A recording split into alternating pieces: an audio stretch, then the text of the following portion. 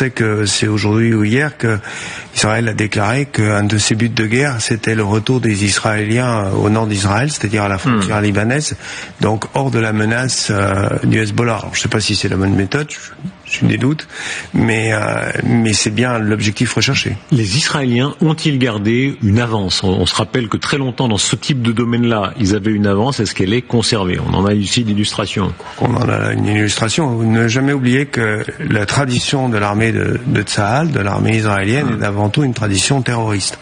Sa tradition, c'est la base de son fondement.